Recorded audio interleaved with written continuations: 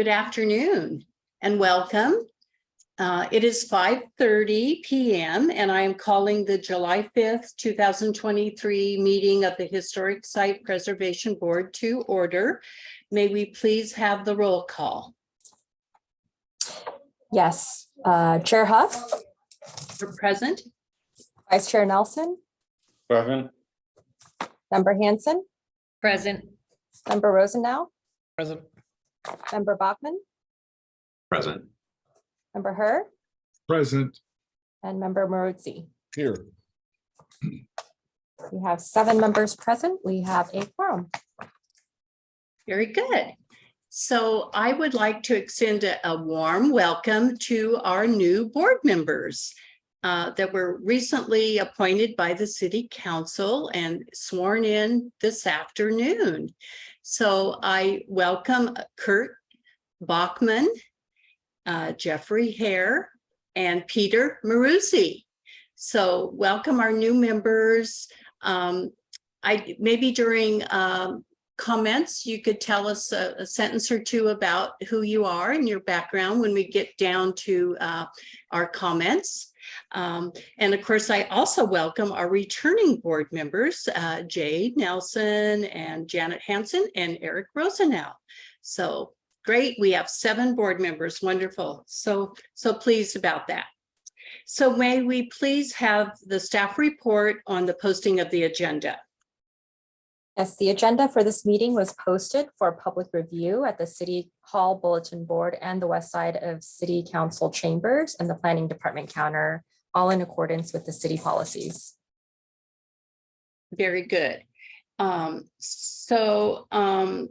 Since the newly appointed board members were sworn in today by the city clerk, we can overlook that on the agenda.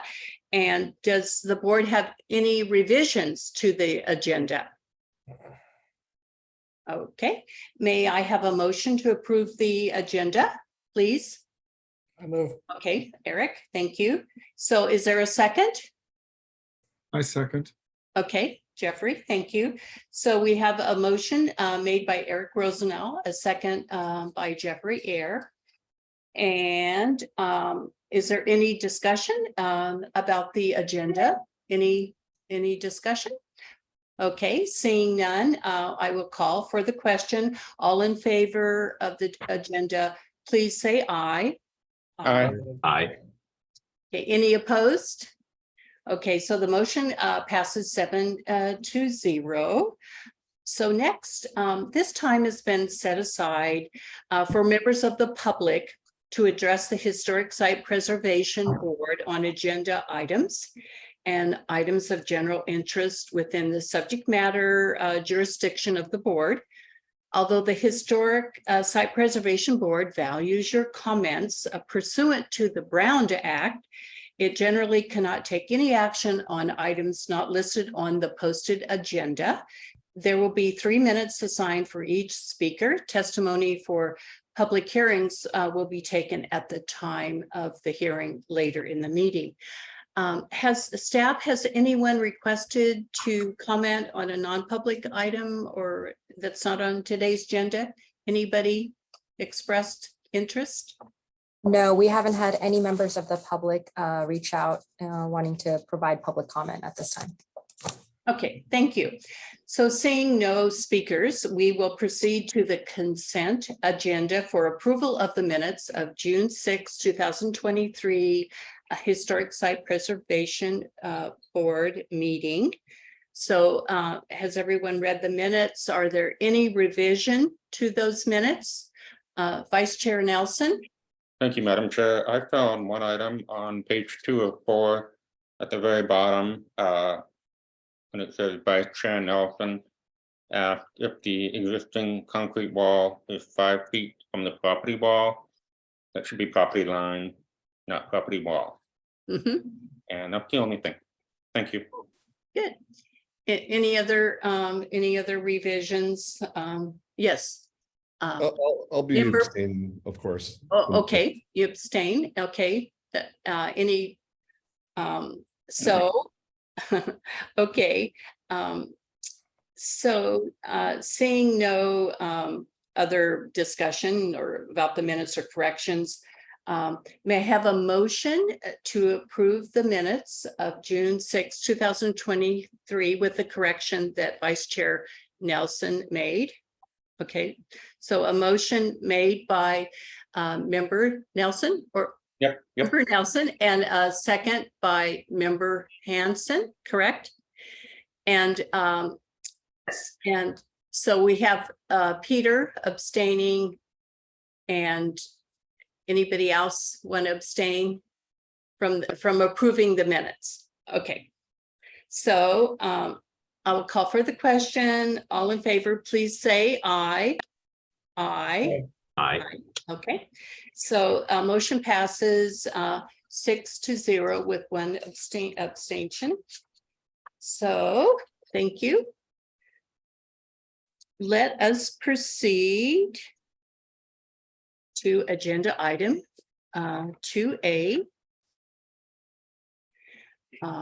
Agenda 2A, public hearings. May we please have, this is an application by the City of Palm Springs for possible historic designation of Caraquia Pension Hotel at 257 South Potencio Road. May we please have a staff report? Yes, let me go ahead and get the presentation up on the screen.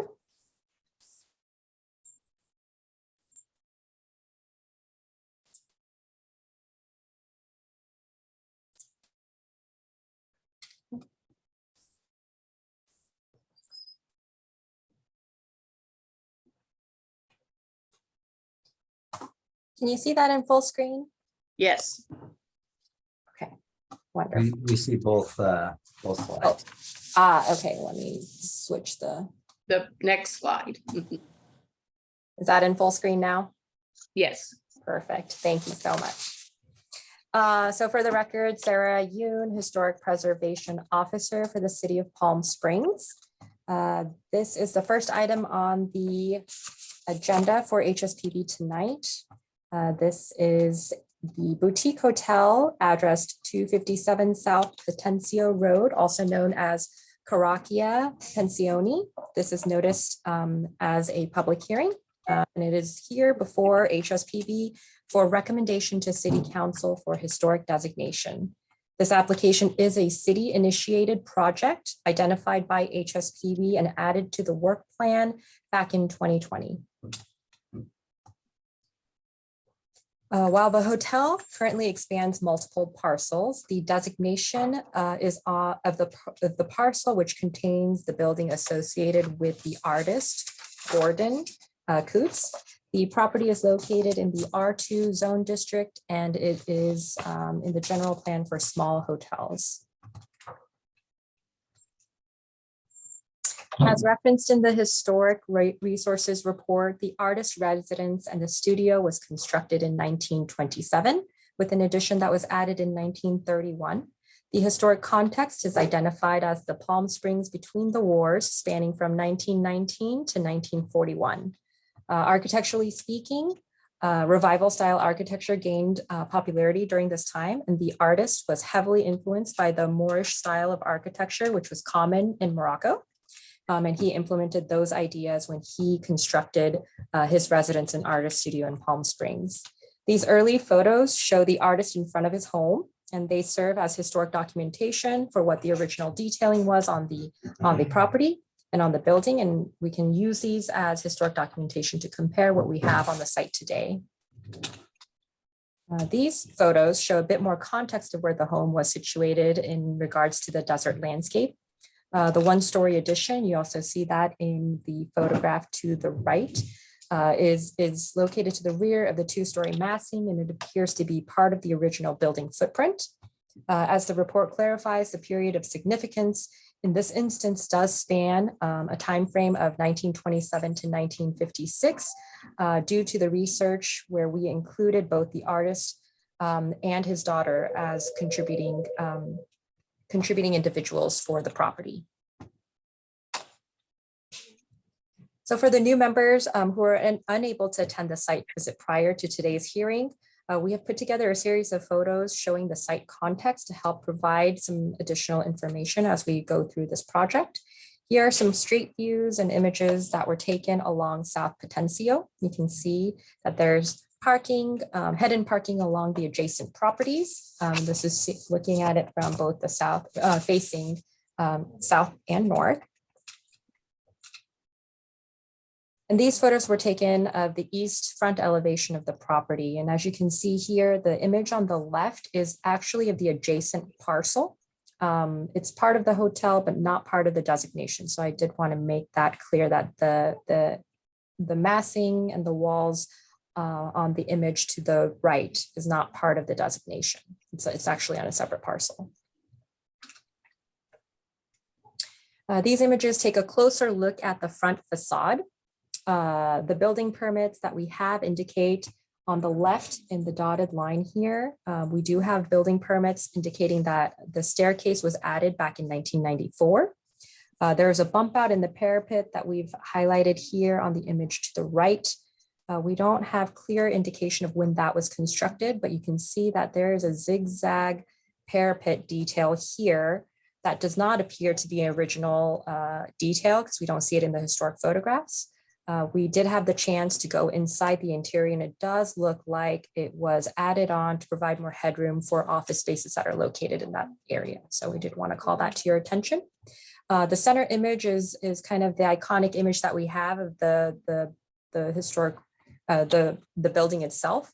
You see the mosaic details, the keyhole entry feature, you have the wooden doors, the carvings that were placed onto the wooden doors themselves. We see the historic photographs include this fountain. So there are features that you see in that middle photograph that are also emulated in the historic images that we have of this property. We turn the corner and this is the north elevation. Again, we have that two-story massing. We have window details, parapet details that we see continuing on to the north elevation. Original fenestration details, but we do see some alterations that have happened over time. It's still keeping with the architectural language that's there. And we see the transition of that two-story massing to the one-story addition that we saw in the historic photos. And this is the west elevation or the rear of the massings that we saw just a moment ago with the one-story addition in clear view on the image to the left. And then we have the main massing right behind the main massing here. And then to the right, we see a two-story addition that's towards the southwest of the property. Staff speculates that this may have been the addition that was added in 1931. Again, we don't have clear building records of this. There are some historic newspaper articles that state that the artist was adding a studio to the property back in 1931. And the property was sold in 1956. And the permit records indicate that the artist studio was converted into 6 apartment units at that time. So currently the Southwest addition is considered contributing to the site. Here are some photos of that same Southwest addition from the east side. The detailed photos here on the right show that staircase that was added in 1994.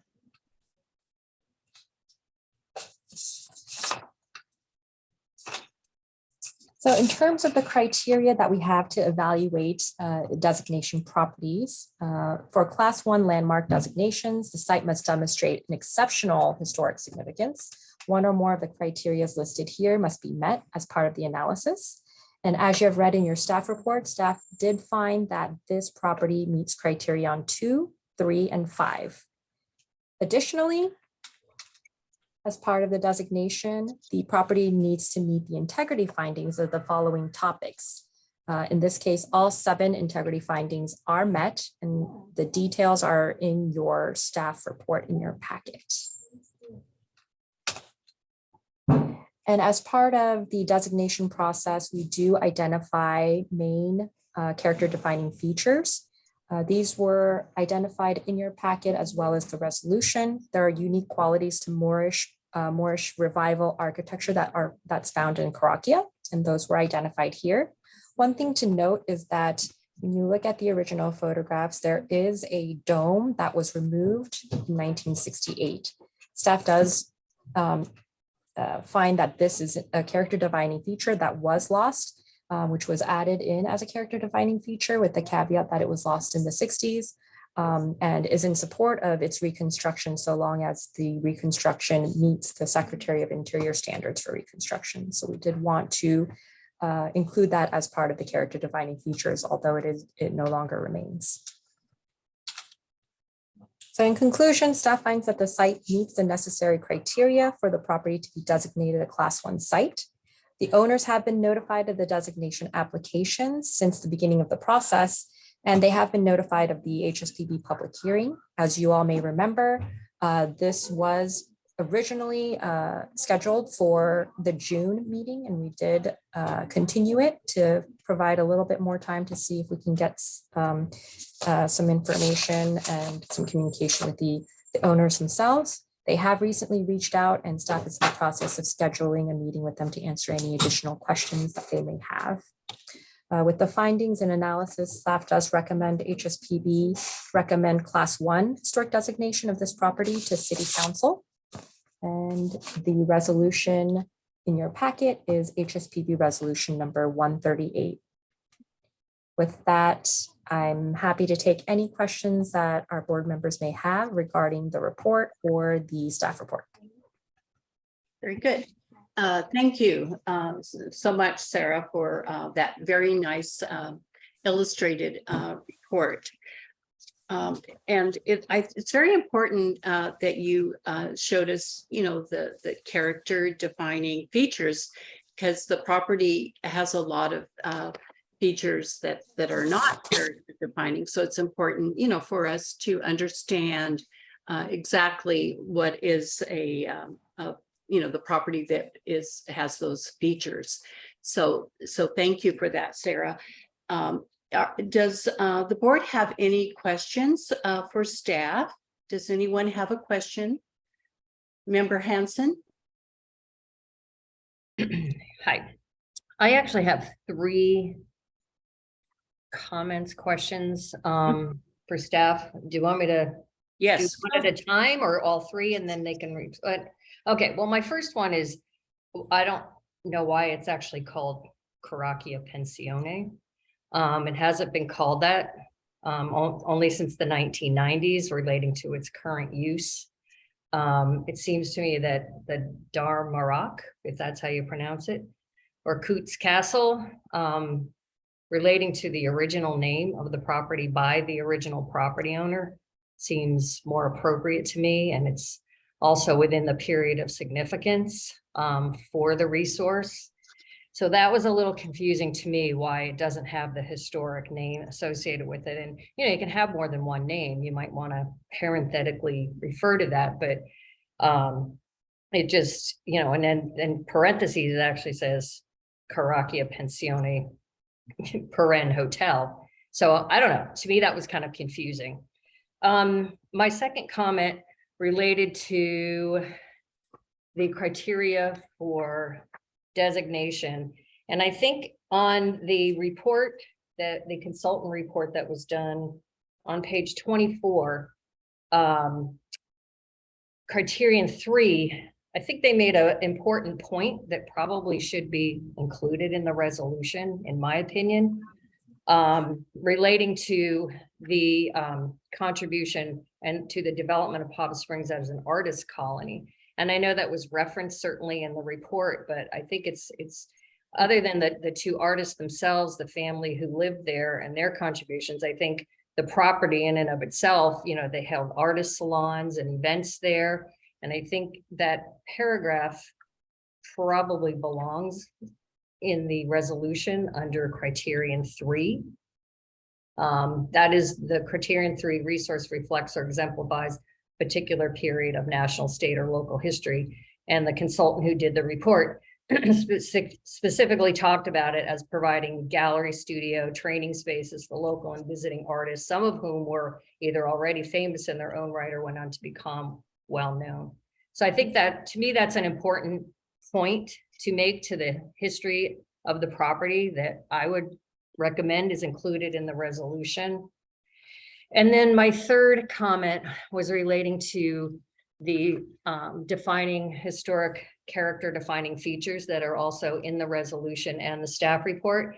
And I think if you look at page 22, again, of the consultant report, I think there might be some important things missing from the list. And I only say that not to be super picky, but because one of the reasons that we define character defining features is that when someone comes in to do alterations to the property, it's clear what is and is not character defining. So I think even the smooth plaster finish of the building seems kind of obvious. And I don't see the decorative tile just in the list here. And the courtyard locations, I'm not sure exactly what that means. I mean, is it the courtyards themselves? Is there hardscape associated with them that's important? Or is there tiling? Then I noticed, there's a fountain in the front and I think one in the courtyard. And it says non-contributing are the water features in the rear courtyard. And I was wondering if that's the pool and the fountain. Maybe have that more clear. And is the fountain in the front a character defining feature? Also was wondering about the landscaping. Are there any elements of the landscaping that are included, or if not, they're not listed as non-contributing either? There's quite a few palm trees on the property that look mature. So I think, I'm not sure I need to, go through all of the character defining features that were listed, but maybe we could just recommend that staff take a look at that list and maybe augment it with some of those things that I referenced that are missing. And maybe if there are things that other board members think. There's also a wall in the front. It's just kind of a simple wall. If that's non-contributing, it probably should be stated. So we just had an issue with that regarding the museum and a new project that's going to be happening there. So those were my comments. And I don't know if any board member has a response to that or if staff wants to respond, but I don't think two of my comments probably, I don't know if you need to respond, but I specifically would like to hear on the selected name for the nomination. Good. Thank you, Member Hanson. And so, okay, Vice Chair Nelson. Great, I don't know if we're continuing now with board member comments. But, Yes, yes. go ahead. Yeah. So I had a few notes that I had. Sorry, Madam Chair, I think we might want to stick to questions until we have the hearing. Okay, so Member Hanson had asked a few questions, and so we should answer them as much as we know. And yes, certainly the decorative tile and the fountain in the front. And of course, I understand that landscaping is not contributing, the wall at front and around, that stone arch non-contributing. And perhaps, Sarah, is that correct? Is there, I don't know if you can list those items that are not non-contributing for the clarification, because it is kind of a complicated property. And that's why I said looking at the character defining features is very important, and then noting, the non-contributing, features like the landscape. So Sarah, do you want to provide any additional information for those questions that? Sure. I think we can certainly add in those details that Member Hanson had brought up in terms of the decorative mosaic tiles. Yes, those are historic features. The smooth plaster finish we can add in as well. In terms of clarifying the details related to the courtyard locations, I think in general proximity, I think what that was getting at is trying to indicate that was an open area. The hardscape is not original. As you saw in the historic photographs, it was a desert landscape. So the hardscape came in much later. And so we can clarify that it is that open space that needs to be maintained in front and towards the rear of the building. So we can clarify that language to be more specific. In terms of the fountain in the front, I'm not exactly sure in terms of timing when it was installed, but we do have the artist early on with that fountain in the foreground. And so I think identifying that as the front fountain, the fountain in the front to be part of the contributing features. In terms of the water feature in the rear courtyard, there's building permit records showing water features. There's like a water feature towards the back where you have water flowing down. It looks very modern and it's very obvious, but we did want to point that out, and we'll keep that as a non-contributing feature. And I can add some meat to that to describe which feature that is. Let me see here. And then let's see, courtyard, decorative mosaics, landscaping. As you know, there wasn't much natural landscaping in the time period of significance. We typically avoid trying to designate trees and things like that, just because it is, we look at it from the standpoint of, if this tree dies, does that property lose its historic significance? And so a lot of times, unless there's a very cohesive landscape design, we don't get into the practice of identifying certain trees and things like that. And so I don't know if we would have to necessarily list that as a non-contributing element, but we certainly don't have any landscape trees that are contributing. So, I mean, that's something that we can discuss. If you want it to be clarified that the existing landscape is non-contributing, we can certainly add that clarification. And then Member Hanson, the edit to the criterion, just adding adding more detail about the artist colony related to criterion. Is that 5? No, 3. If the board is in agreement, that language can be added in as part of the analysis for the resolution for the HSPB findings. So those are all things that I have written down. And if that is what HSPB wishes to do, we can go ahead and create those edits. I just have one addition on the character defining features that seems really important to me, because those wood doors are original and really substantial. The wood doors and the wrought iron hardware. Yes. Very, very, very correct. So this is the time for board asking questions of the staff. So are there other questions? Vice Chair Nelson? Yeah, thank you, Madam Chair. So what I had written down in my questions for staff were concerning, again, what Member Hanson brought up in regards to the physical character defining features. And on page 7 of 8, the staff report, that first line in the second section says, on page 22, the report identifies the physical character defining historic features, blah, blah, blah. And the first one is asymmetrical east facade, including the geometric building mass, horseshoe arch fenestration details. So the main one obviously being the front door.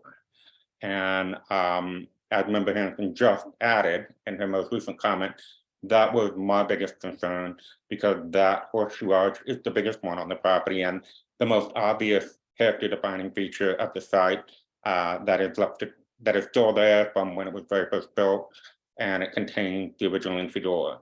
And when I was there for the site visit with staff member Yoon, I looked very, very closely and was able to tell that the carvings were overlaid. And so it does appear that much of those doors are original or have been refurbished, and the hardware appears to be original. If you look at the photograph in the consultant's report on page 14, the vintage photo of Gordon Coote standing in front, you can see that the wood appears to be very flat, and that hardware matches what is there today. So I think it's very important to call out the door specifically, in addition to that horseshoe arch fenestration. And just a couple overall general comments on page 2 of 8 of the staff report. the caption for the first photo says aerial view of clubhouse building. And that should probably just say aerial view of the site. So that was probably an old caption from an old report. And then, I know general observation, and I know I posed this question to staff, but it was very concerning to see all of the deferred maintenance and how a lot of the exterior landscape, especially in the front of the property, was overgrown and was actually pushing up against some of the more modern additions like the walls and the rubble arches and causing them to crack and actually causing damage to the more recent addition. Now, obviously, those are not character defining features, but they are visible from the front of the property and when you're walking around that very front courtyard. So at that time of the site visit said it was a maintenance issue. And there are a lot of maintenance issues with a lot of our designated sites. So I think that there's something for us to be aware of. And I'm not sure if there's language that we can include that, you know, if the site does receive designation, the owner needs to be responsible for obvious upkeep and maintenance of the parts of the building that are around or connected to those character defining features. Because when you're standing there looking at the front of the building, you see all of that stuff. So it doesn't speak well to the site. It doesn't lend to the historical cachet. And that's really all I have on that at this time. Mhm. Any other questions of staff? Member Marizo? Yes, Pete? Yes, hi. I was just wondering, I didn't understand what the owner's views were on the nomination.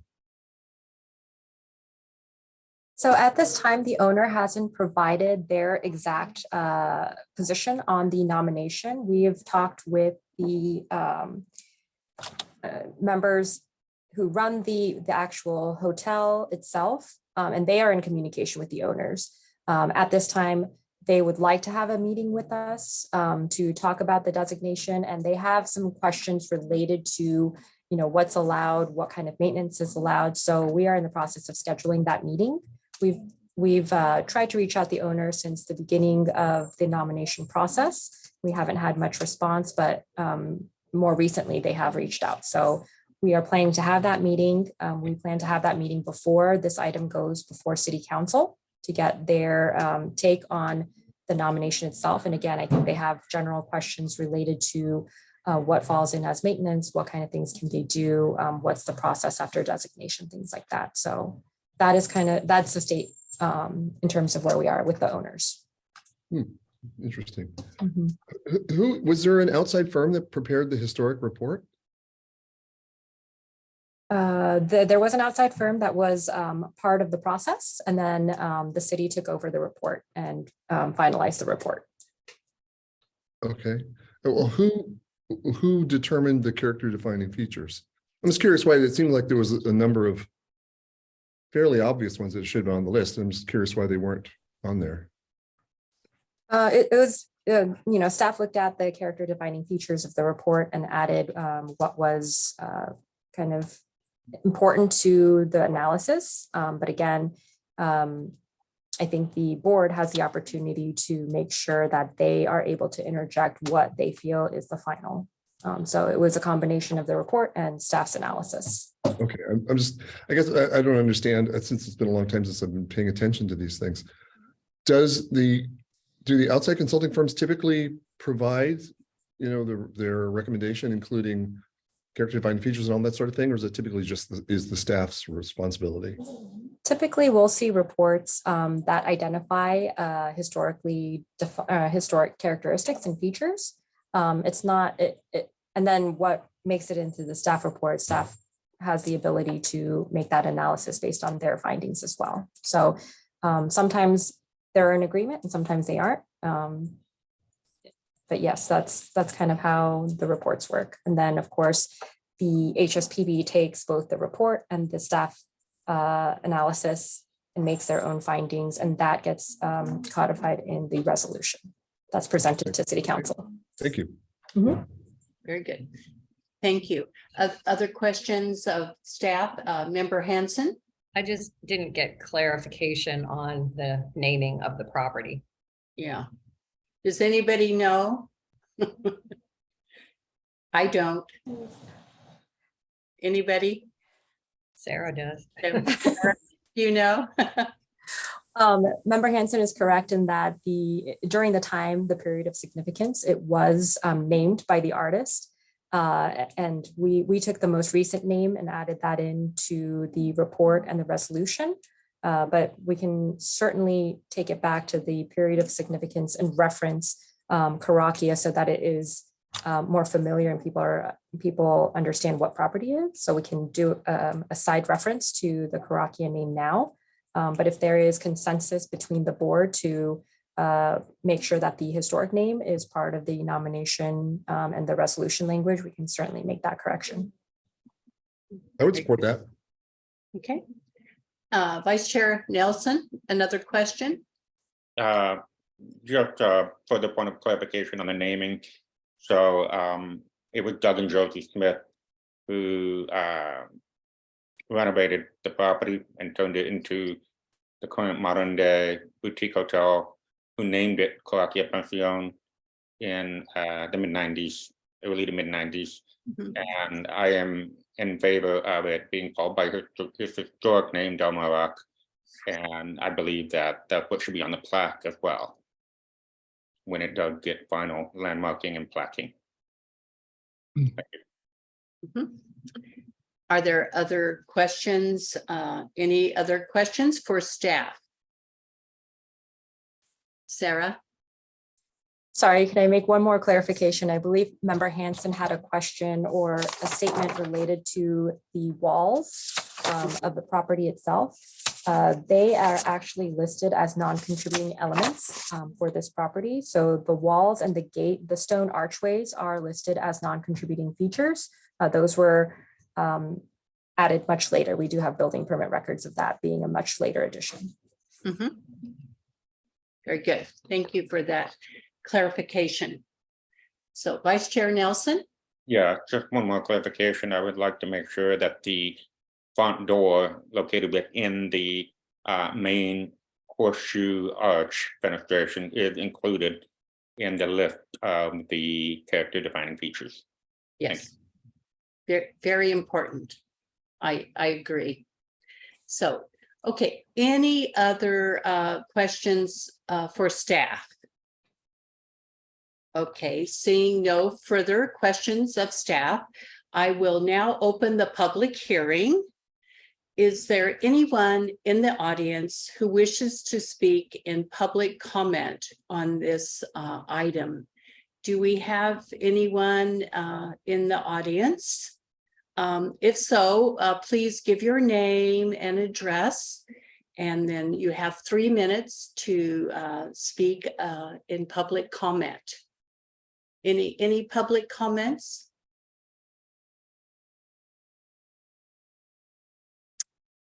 No public comments at this time. Okay. So seeing no speakers on this item, I will close the public hearing. So now the action is now with the board. So this is the time for further discussion about this item. And so the actions with the board. So this is a good time to reinforce or speak. We did a lot of that during the questions. We kind of came to some conclusions. So is there any further discussion on these items that we've talked about? Okay, Vice Chair Nelson. Thank you. Question for staff. Because it appears that the issue of full owner support has not been completely confirmed or clarified. And typically in the past, council has asked to know whether there's owner support. So my question is, will staff ensure that there's owner support for this before it's sent to council? Because I know we have sent some buildings forward without that, and because this is so important, I just want to make sure there's some clarity on that question. So according to our ordinance, a city-initiated project can go before designation without owner support. We have done that in the past, and it is supported by our ordinance. It is staff's desire to have communication with the owner and clarify any questions related to designation, and to get resolution before we go to city council. It's not a requirement to have their agreement of the designation. And that's strictly going off of the ordinance. The HSPB recommendation, the staff recommendation, it would be disclosed to the city council if the owner does not support the project that they do not support, and they would have the opportunity to voice their opinions at city council. So that is what's supported by our ordinance. And that's kind of the plan for how we move forward with this, but it is staff's intention to at least have that conversation fully vetted with the owners before we go to city council. Okay, Member Maruzzi? Yeah, just in terms of process, isn't it more common to have the opinion of the owner discussed and dealt with prior to the HSPB voting on it? Only because if they have serious issues with particular things, like, you know, they don't think that the door is character defining, well, that would be problematic. So if it's just a discussion with staff, would you make the decision? We have to go back to the HSPB and say, well, they really don't want the doors to be part of this, which would be problematic. So in terms of the discussion with the applicant, yes, I mean, ideally, we would want them to understand the process and see where HSPB lands. This is a public hearing. They have been given all of the information, including the resolution language, to be able to provide input, and they have not provided any input. In regards to our process, so HSPB is a recommending body. We recommend to to city council the resolution language. City council is the final authority, so they may take into the applicant or the owner's comments related to their actual resolution for designation. So there is that opportunity for that to be vetted at that stage. But yes, you're correct. Typically, it is vetted before HSPB. We've had a very difficult time communicating with the owners, like I'd mentioned, and it's in the staff report as well. But this was added on to the work plan in 2020, and since then we've periodically reached out to the owner, notifying them of the work plan, notifying them of the designation and the report, and we haven't had much response. We even delayed the last hearing to see if we can give them more time, and it just hasn't happened. And so we've decided to move it forward, at least with the HSPB portion, to receive the recommendation. And our desire is to try and get that communication settled before we go before city council. I would just recommend that it be made very clear to the council that you have done everything possible to get them to speak publicly, including the public hearing. Absolutely. They won't think that, oh, we just ignored their concerns. Well, these people would be coming at the last minute if they have issues, which is, we don't want the council to litigate this, this should be all finished. So yeah, that has to be really clear to the council. These people have had so many opportunities to voice their opinion and have not done so. Yes. Good. More discussion, Vice Chair Nelson? Yeah, thank you, Madam Chair. Further to Member Maruzzi's point, I just want to say that it really should not be left to an owner's opinion to determine what is not a character defining feature. This is why we have nominations and why we have outside firms and city staff and an HSPB, because between all three of those entities, we determine what is the character defining feature of the building or the various historic features, not the owner. Okay, thank you. Mhm. Any further discussion? Can, Yes, I'm actually, if we're done with discussion, I'd like to make a motion. okay. Okay. So is there, Member Hanson would you please state your motion? Yes, I move that the HSPB adopt resolution number 138, a resolution of the Historic Site Preservation Board of the City of Palm Springs, California, recommending that City Council designate Carakia Pensione Hotel as a Class 1 landmark, subject to the conditions. Is not, or the determination pursuant to CEQA, this is not a project. And I would like to make the following recommendations on top of that. The first is that the name be changed to Dar Marak to reflect the original property owner and designer of the property, and the name within the beginning period of significance. That we augment criterion 3 to include reference to the contribution of this property to the Palm Springs art community and the history of the art community in the city. And number 3, that staff augment the character defining features as discussed today. Good long motion. Do we have a second? I'll second. Okay, so we have a motion as stated by a member Hanson and a second by Vice Chair Nelson. Is there any further discussion about the motion? All clear? Okay, so seeing no additional discussion, I'll call for the question. All in favor of the motion as stated, please say aye. Aye. Aye. Okay, any opposed? So the motion passes 7-0. Thank you very much. Good discussion. So there is no unfinished business today. So let's move on to new business, agenda item 4A. And this is a request by Sunlight Peak, represented by James Chiaffi, architect, for approval of major alterations to a Class 3 site located at 275 Tamarisk Road and associated review for potential redesignation of a Class 3 site to a Class 1 or 2 historic resource. So, Sarah, may we please have a report on this property? Yes, let me go ahead and share the presentation.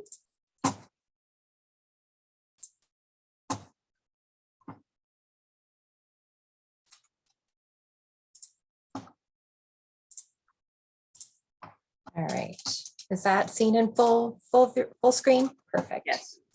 All right, so the second item before you today, address 275 Tamarisk Road, is a request for major alterations to a Class 3 site.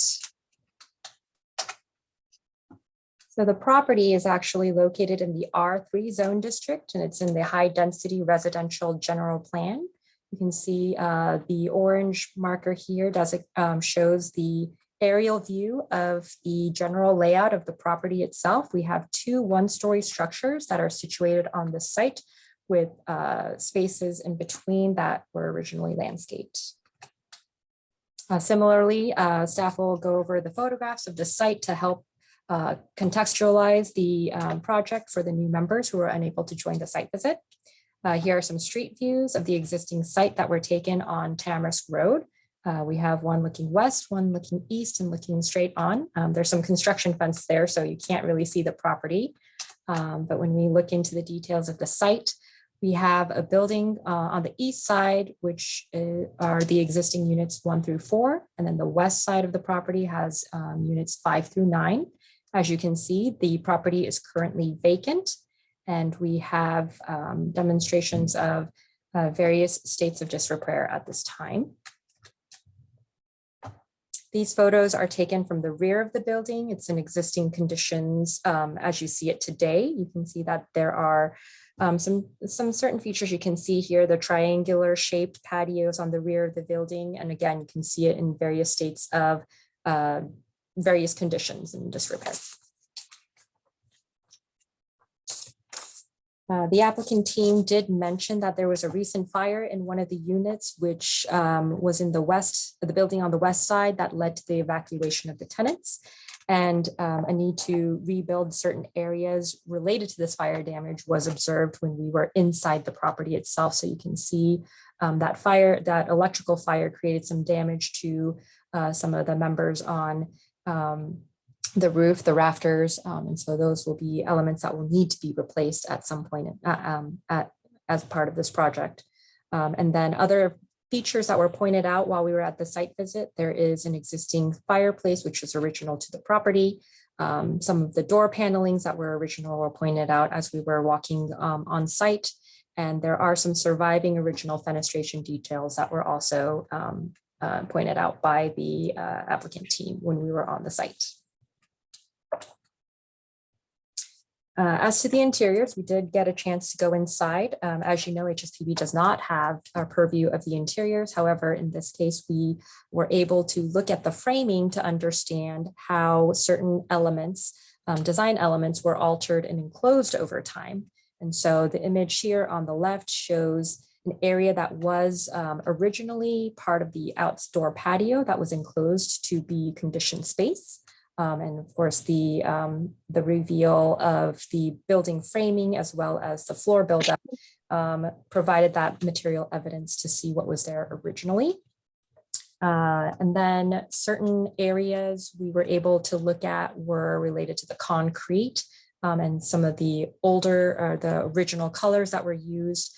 The applicant team did point out that originally there was a green colored concrete on the exterior patios and a more brown kind of coffee colored color concrete on the interior that was used when the building was originally designed.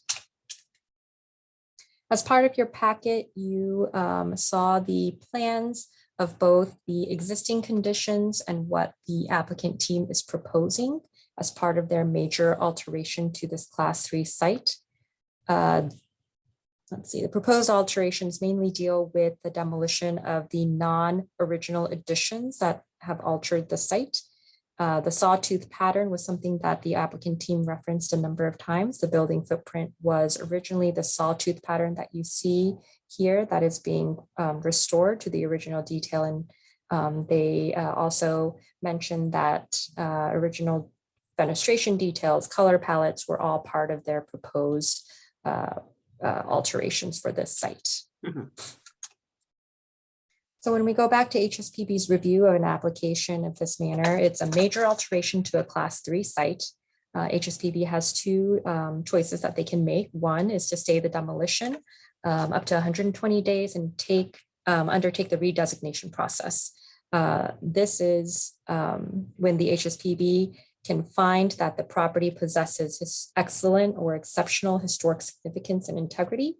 They would take this option of staying the demolition and proceeding with the designation of the property as a Class 1 or 2 site. The second choice that you have is to take no action and allow the applicant to proceed, finding that the current state of the property does not meet the designation findings. In the case of 275 Tamask Road, staff finds that the eligibility of the historic designation in its current state is not exceptional. Much of the design integrity, unfortunately, has been compromised through the various alterations. And staff finds that the recast classification of the site as it stands today as a Class 1 or 2 site would be a challenge.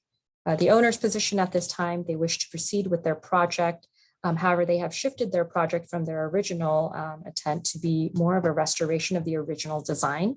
And they have expressed their interest in coming back to HSPB for historic designation after their project is complete. As part of their package, they have included the draft of their designation report, as they have hired historians and local experts to pursue the research related to significance. According to the staff findings, we do recommend that HSPB take no action at this time and allow the applicant to proceed and allow staff to administratively process the alteration per the code and the required reviews that the project will need to undertake. With that, I'm happy to take any questions from our HSPB board. Thank you very much for that very detailed report. Does the board have any questions for staff? Member Hanson? I'm just wondering, since I did not actually attend the site meeting because I was out of town, but Sarah it looks like, there's some, framing and things. Was there work proceeding on this that got stopped? So there was a demolition permit that was pulled for this project in terms of the interior. So they did they did have a permit for interior demolition. I believe the project prior to coming to HSPB in its alteration state and was under plan check for a different design. The applicant team is here to clarify kind of the details related to the project scope and where they're at, but I do believe they had an interior demo permit. And so they were able to do the gut on the inside. Thank you. Mm-hmm. Other questions of staff? Okay. So this time we can invite the applicant representative to speak and offer more information about the project and the research. And so I see Stephen Keelan in the audience. Would you like to speak, Mr. Keelan? Sure. Good evening. Thank you. As you heard in the staff report, which was excellent, the owners originally had a different vision for this, and so they did get permission to do an interior demolition after there was a fire. Since then, I think through Jim Chiaffi and Susan Sequoy Jensen, they reached out to me because I think they understood the design was so unique. And I think that they believed it must have been from a good architect. And I think a lot of us have known and understood this was sort of a hiding in plain sight that was attributed often to John Porter Clark. Luke Leuschner has been working with Brad Dunning on the Frey exhibition next year at the museum. And so he's gone through almost everything in the archive and has come up with a project list where Albert Frey indicates which projects he was the lead designer on, and this is one of those designs. And so this is right after he came back from his 2 years in New York. It's a really interesting sort of innovative sawtooth facade, which provides ample light and cross ventilation to each unit. The design team now is really taking a step back, and we're, in the state that it's in, it's really not, I think, wouldn't qualify for class 1 or 2. The intent is after the restoration to come back to HSPB and present that again with the full findings. But the owners sort of are letting Jim Chiaffi and his team take the lead on this and do a really finely detailed and thoughtful restoration. Tomorrow, ARG, Architectural Resources Group, is coming. We're doing a full paint analysis on the exterior. Frey was really, as many of you are aware, color was very important to him. And so we have a sense of what it is, but we want to get an accurate representation of what Frey's color palette was for this. We're looking at the original landscape to bring, historic elements back to the site. It will be a beautiful representation of pre-war Frey, which there are so few examples of in the desert. I don't think I have anything else to say, so I'm happy to answer any questions. Thank you. Very, very well done. Are there further questions of the board? Okay, so seeing no additional questions, may I have a motion, please? Okay, Member Maruzzi? I just wanted to make some comments, that's all. I'm sorry. I'm moving fast, you know. I'm You're moving moving. fast. I have a comment too. Okay, all right, sorry, I'm moving too fast. I beg your pardon. So, further questions, Peter? No Pete? questions, just comment. Okay, comment. Okay. This is an extremely important project, and I'm very pleased that Jim Chiaffi and Susan Siegler Jensen and Stephen Keelan are involved. So I firmly believe that there will be no issue related to properly restoring whatever they can and then dealing with whatever issues have to be reconstructed or however they want to approach it. But I'm very pleased that this team's taken it on, and I think it's going to turn out to be great. I agree. Other questions, discussions, comments? Vice Chair Nelson? Thank you, Madam Chair. So back in March of 2014, when the property hit the market for just under $900,000, I did make staff member Lyon aware that the property was attributed to Albert Frey and had been published in Joseph Rose's book in the list of Frey's projects, where he listed this as a training apartment 1939, 1940, and then had the word altered next to it. And then back in February of this year, when I saw the construction fence, I immediately contacted staff and asked what was going on. And they told me just to be patient and that something would be coming forward. So I'm very pleased to see this. And I do have one question for the applicant, which might be best answered by the architect, Mr. Chiaffi, if he's present. If not, I'd be happy to speak with someone else representing the project. He is here. Oh, there he is. Okay.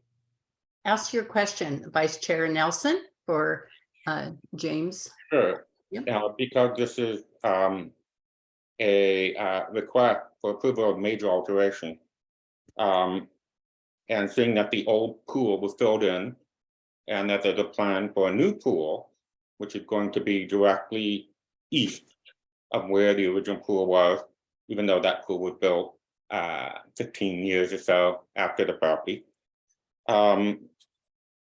It shows on the current plan from Chiaffi Architect that, and I speak from a position of having been a boutique hotel manager for 15 years and knowing a little bit about the logistics of patios and equipment and noise and so forth. I see that on the current plan in the southeast corner of the property behind the pool, there's a proposal for 3 Washingtonia fallifera palms in the very corner. And then opposite that, on the other side of the pool, is a proposal for a curved wall in the style of Albert Frey, no doubt, with pool equipment behind it. So I'm just a little concerned, coming from the place of having been a hotel manager and listening to guest comments and concerns, that pool equipment will be abutting what appears to be one of the larger private patios of the very last room on the east side. And just wondering if any discussion had been made about putting that pool equipment in the other corner where the proposed Washingtonia fallifera palms are located. Thank you, Mr. Nelson. We have discussed, excuse me, James Chiaffi, architect. We have discussed various locations for the pool equipment, and we may still be looking at that. It's a possibility. We talked about even moving it to the other corner of the property where the electrical equipment is, and we may in fact be doing that. What you're seeing right now is kind of a placeholder. We do like the idea of the 3 palms only because they will frame some of the views to the south and give the pool something to relate to in terms of landscape. And then we are trying to, we did a lot of research on various Albert Frey pools. My son Anthony, who you haven't met, has lots of research on some of the apartments on Baristo, I think, near Baristo, where he had an apartment project with the pool, and he kind of copied that same idea from that. So that's what we're working on. Again, it's a preliminary plan, but we thought it'd be nice to have the original coping around the pool and have some lawn around the pool as well. And I think the trees kind of enhance that. As far as the equipment, the jury's still out on the equipment. We're a long way from finishing that, but thank you for your comment. We'll be sure to take a look at that. Good. Oh, I appreciate your follow-up on that. Thank you. Thank you. Thank you. Okay. Are there any additional questions from the board? Any other comments? If not, is there a motion? Okay, so the motion, Eric, would you state your motion, please? Yeah, I will state my motion that the HSPB take no action and allow the processing of any additional approvals, permits, etc. Very good. May I have I'll a second second? it. I'd be glad to. Okay, second. So motion made by Rosenau and a second by Peter Maruzzi. So, so now is there any, we've done a lot of discussion. Is there any other further discussion to the motion? Any further discussion? Okay, so seeing no discussion, I'll call for the question. All in favor of the motion, please say aye. Aye. Aye. Okay. Okay. Any opposed? Okay, so the motion passes 7-0. Thank you very much. We look forward to this project. Good Thank you, luck. Madam Chair. Thank you. Thank you. Thank you, members. Good night. Good night. Okay. So moving on, with no other agenda items, let us proceed to a board member comments. And I'd like to begin by requesting a study session with all board members participating for the purpose of planning the 2024 Preservation Matters Symposium.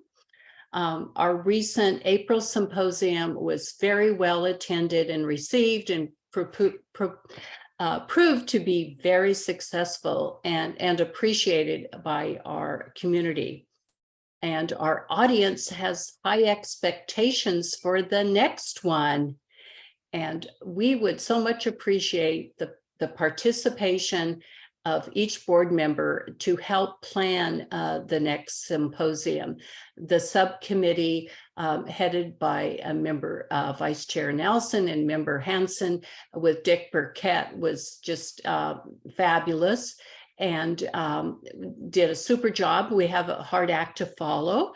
And I would like participation from the entire board working with the staff in discussing and planning the next one. So could staff select possible dates for maybe the second week of September and send emails to board members to establish a date to hold the study session? I just have a question. Are all board members going to be in town the middle of September? Or I see Janet shaking her head. You have another great trip planned, Janet? Yeah, as of now, I'll be gone from the 11th through the first week of October. So I'll be here the first week of September, but not the rest of the month. Okay, and Vice Chair Nelson?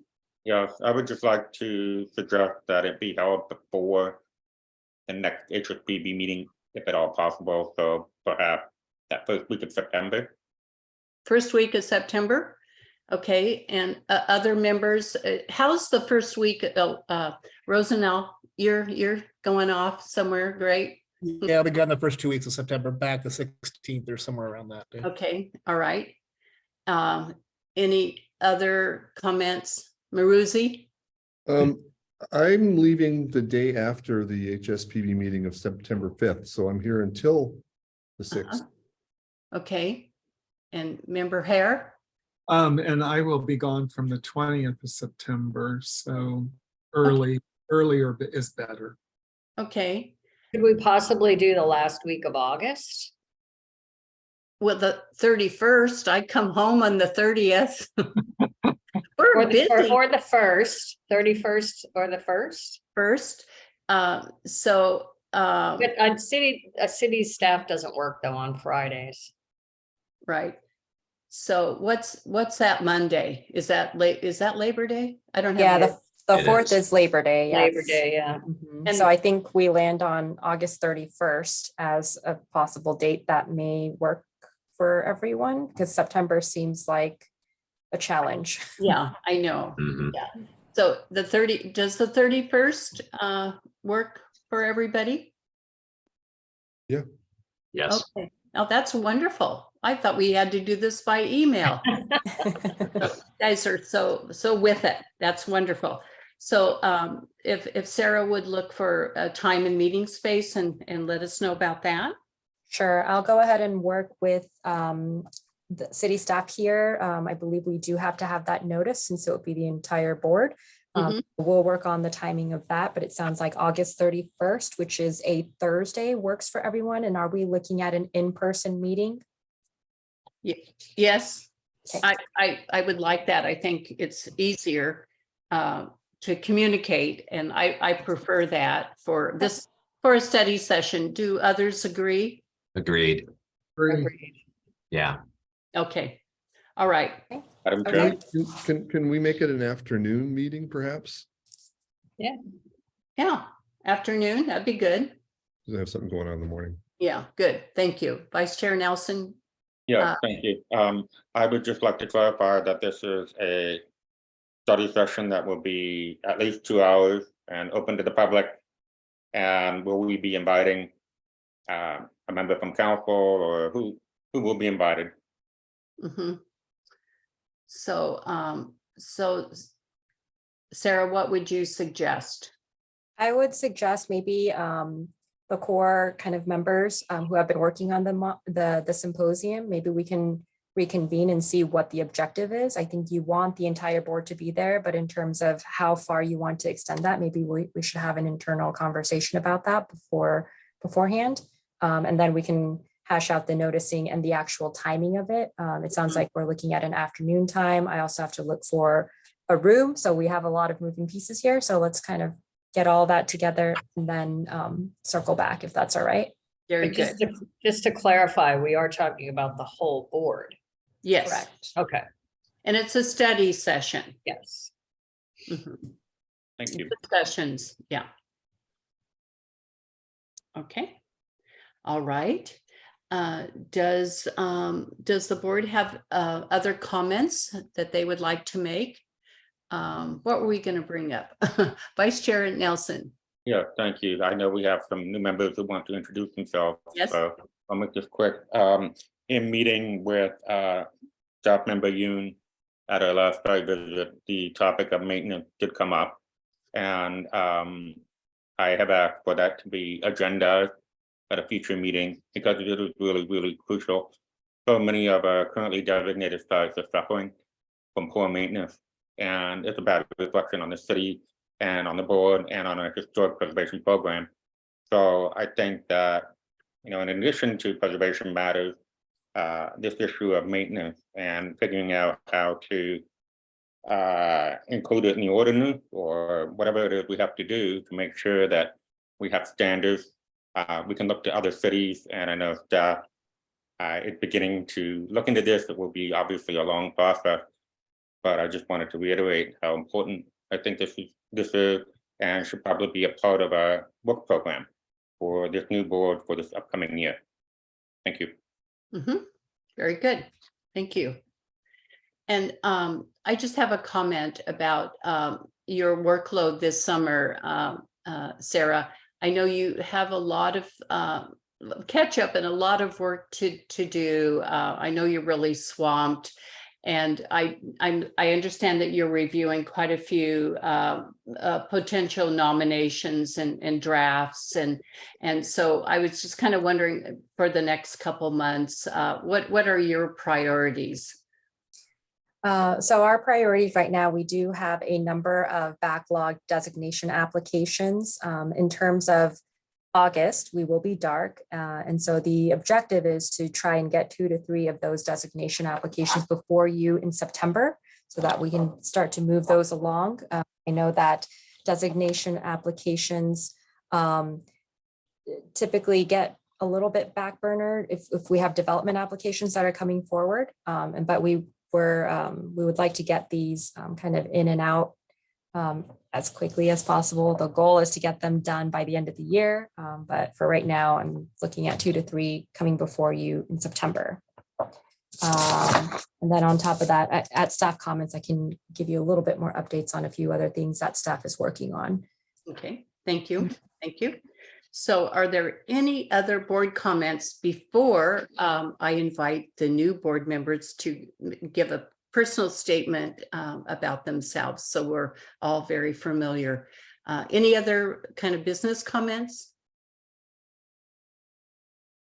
Okay, so Mr. Hare, how about telling us about yourself? A couple of sentences.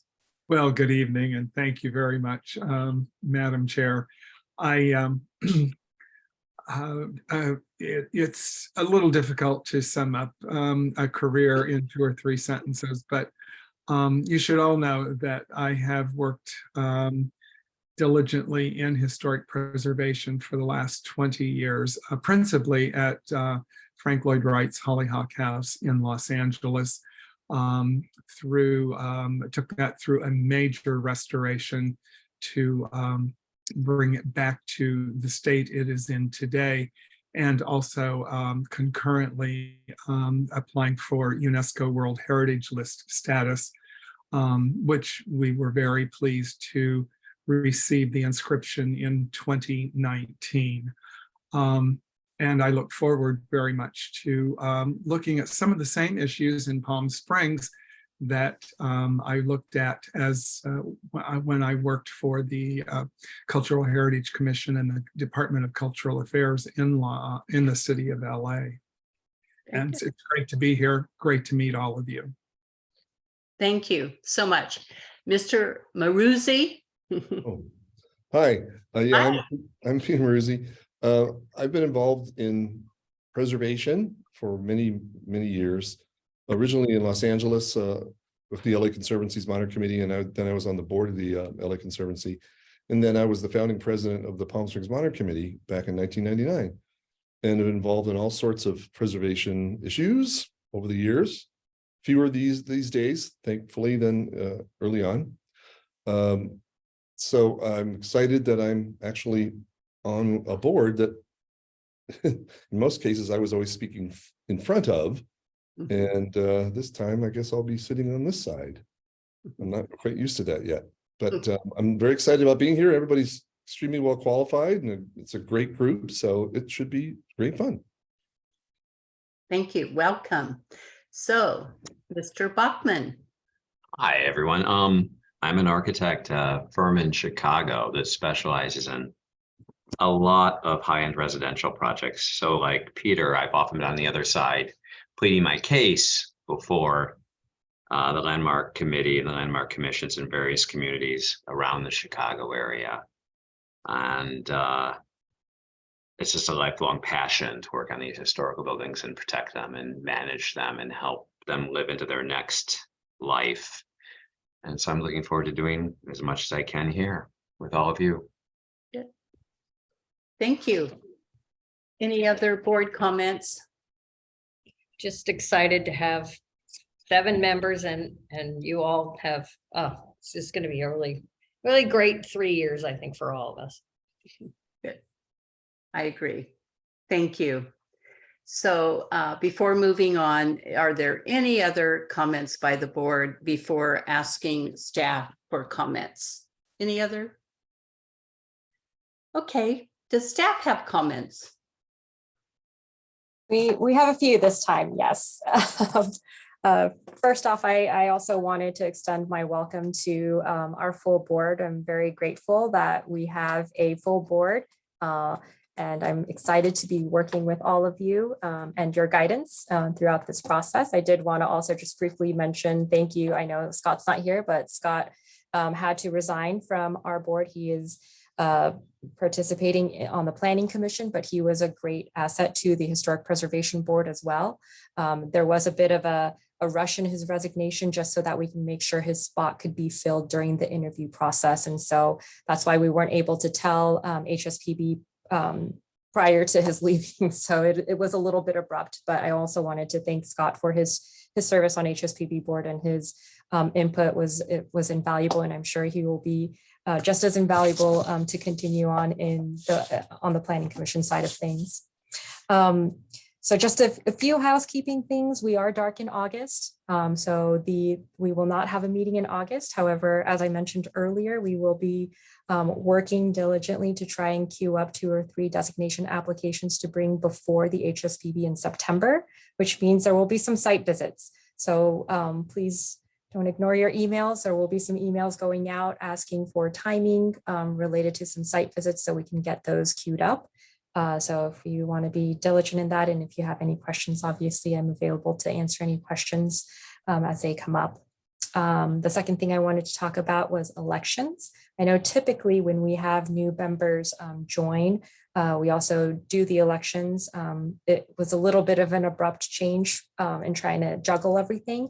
So we did push the elections to September. So I just wanted to let everyone know that that will be coming. We will be holding elections for chair and vice chair. So if you want to keep that in the back of your minds. And then also rolling into the work plan. I know for our new members that may be a new concept, but HSPB annually develops a work plan which outlines what they would like to focus on. Member Nelson touched on this briefly, but it ranges from projects that deserve designation that individual members have seen in the community, to what they want to focus on, to symposium items. And I think it's a great opportunity for everyone to bring their heads together to see what we can achieve. We also want to be cognizant of what we can actually achieve during that time. And I know that things do get rolled over to the next year's work plan and such, but that will be coming in September as well. Typically, we parse it out into 2 meetings. So we'll introduce ideas about the work plan and then have more discussion about it. And then it comes back again in October to finalize what the work plan will look like. And so we'll create some guidance on that as well. And then an update that we wanted to provide to the board is we did hold an open house for gauging the community's temperature really to the Las Palmas Business Historic District and the revisions that we are anticipating on taking to City Council related to the adjustment of the boundary lines. Certain properties were not meeting the ordinance language to be in the business district, and there were certain properties that were excluded that should be included. And I believe HSPB went through an extensive process in identifying those points. We did hold an open house for the business owners of that district to answer any questions and to see if they had any, concerns. We didn't get a massive response. The open house was held, and now I'm forgetting what date it was. David, do you remember what date that was? It was actually a couple weeks back, but we only had 1 member of that business group attend, so it wasn't highly attended. It was, the noticing went out and everything. So we're taking that as we don't have any major concerns coming from the business district. And so we'll be packaging that information and taking it before City Council at the next available slot. Ken Lyon has been spearheading a lot of the efforts related to the open house, as well as taking that piece to City Council. So we'll continue to work on that, but we did want to give you an update about how that open house went. Yes. Member Rosenau. Sarah, could we get a copy of the current work plan just so that we can kind of remember what we all lined up way back when? Absolutely. Thank you so much. Good idea. So then we don't have to try to search for it. Thank you for asking that. So are there any other staff comments? Any other comments at all? Yes, Member Hanson. I was just wondering if we were gonna chat at all about going Oh, the Zoom virtual or Zoom. in person versus. Yeah. Are we going to meet in September by Zoom or in person? So that, just to provide a little bit of background for our new members, post-COVID, City Council has given the authority to the boards to either conduct their meetings virtually or in person. And that decision is still with the individual boards. Because we have new members, we thought it would be appropriate to bring that up and discuss it one more time to see if HSPB is interested in moving towards an in-person meeting format, or if they would like to maintain being virtual as of right now. And David can certainly clarify, City Council is continuing to make the findings to allow that authority to lie with the boards. However, at the end of this year, it is that ordinance will sunset and we will be required to meet in person. However, if the board wishes to meet in person earlier than that, we can certainly have that discussion.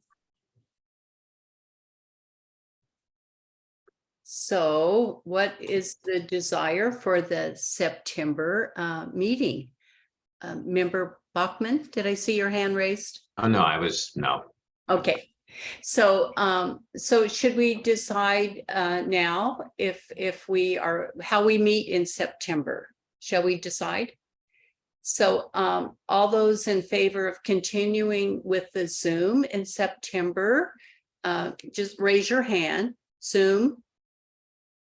I guess, so Eric, you like Zoom. I'm either way. I'll go with the majority. I'm either way. I hated going to Zoom, and then now I don't care. So Vice Chair Nelson, what would you like? Yeah, I'm fine with either way.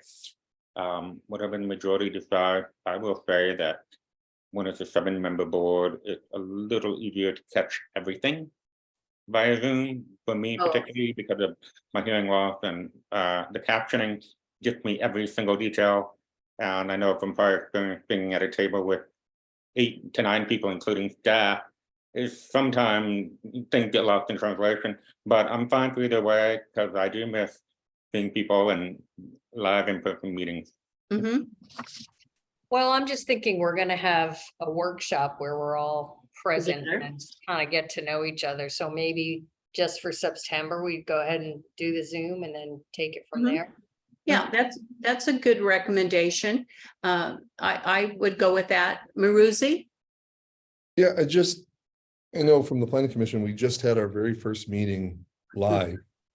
It really made a huge difference. It just, at least in terms of working with the public, to have them sitting there and, and Mhm. see their eyes, and it's less, it's more informal, and it is, I think, better communication. But anyhow, we're not gonna have the choice after the first of the year anyway, so between now and December, I don't care. It also seems like a lot of people are super busy in September. So it might be Okay. easy Yeah. with an eye towards in-person meetings. So, yeah. So yes.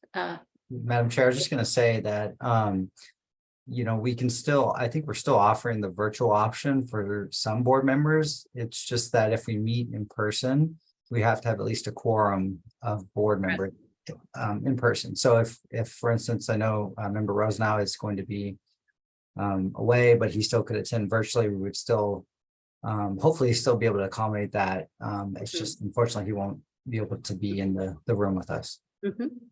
Well, with Jade preferring the caption for one more meeting, and with Eric being away, I would recommend that we continue with the Zoom for September, and then see where we are for October, November, and then we'll be ready by December. So shall we continue with Zoom for September? Yes. All happy with that? Yes. Yes. Somewhat. Okay. All right. Well, I'm happy that we decided that. So thank you. Thanks for bringing that up too.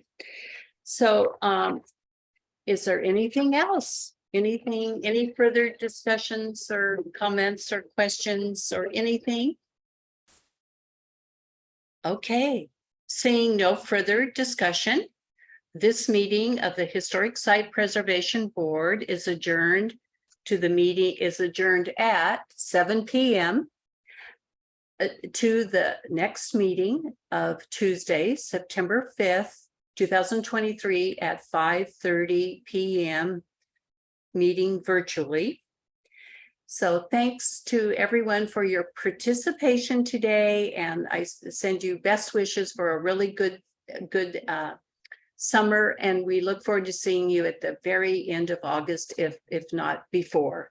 So thank you so much for all attending. Bye-bye. Thank you all. Thank you. Good night. Thank you. Have a Thanks. good evening. Bye-bye. Bye-bye.